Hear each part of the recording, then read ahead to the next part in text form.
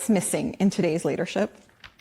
Why are work cultures still plagued by burnout, high turnover, and employees checked out? The truth is, today's leaders are undeniably smart, but not wise.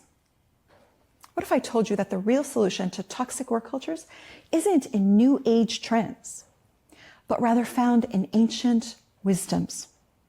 My name is Suhan Beck, and I help leaders cultivate healthier cultures. I don't even mind if you call me the ancient culture cultivator. In fact, I'm proud of being a Circassian with a cultural lineage that goes back 7,000 years to the Caucasus Mountains. Deeply rooted in this heritage is a time-tested code of leadership, survival, and honor. We survived the impossible. We fought a 101-year war with the Russian Empire without any help from the outside. Think about that. We endured multiple genocides and ultimately an exile. The secret to our resilience and overcoming all odds is found in an ancient framework called Adiga Khabsa.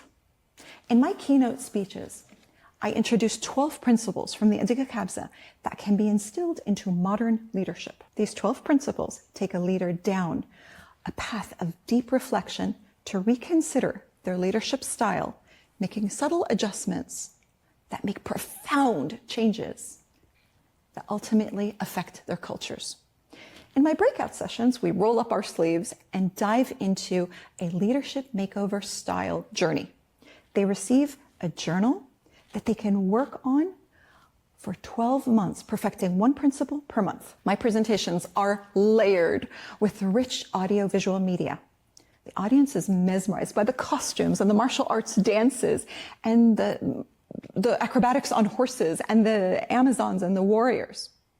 While they're being entertained, I study the audience. You can see it for yourself. Within about 15 seconds of them watching this very distinctive and calculated movements of the dances, the audience members start straightening up their posture, one by one.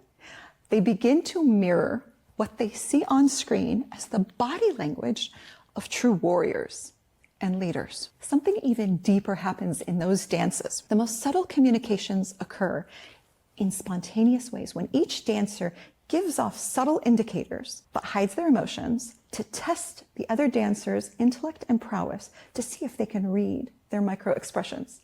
It's like playing chess and poker at the same time. Now, that ancient practice has just been discovered recently by anthropologists as a powerful science in psychology, in reading human micro expressions.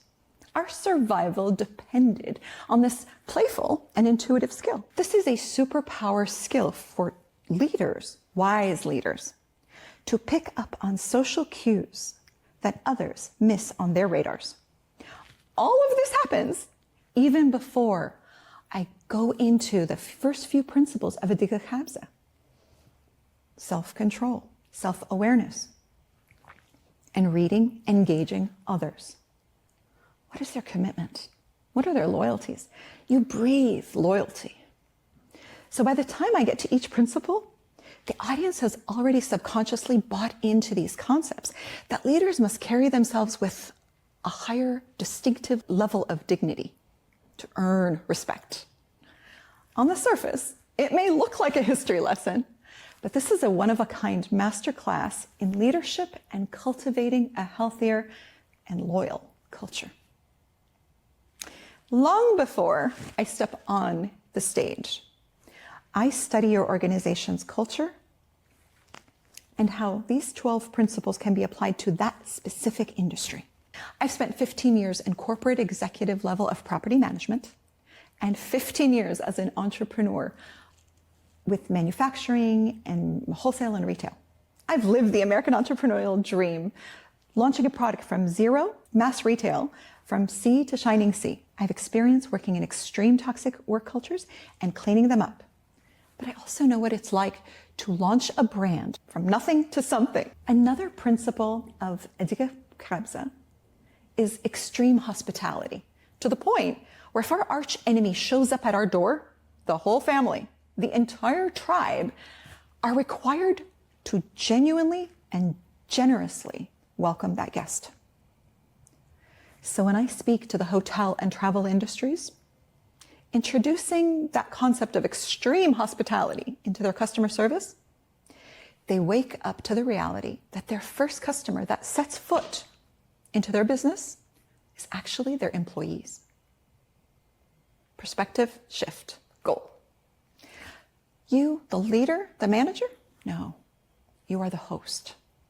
And you must treat your employees as guests, not as indentured servants or prisoners of war. They come with skills and expertise and potential, while you, the host, are required to provide the most gracious experience in your culture. They then role model that onto the customers naturally.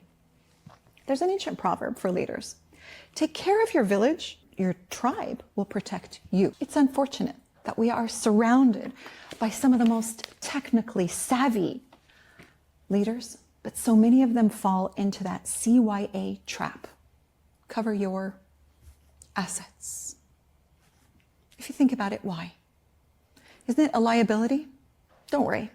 We've got the best lawyers. We've got the best PR firm.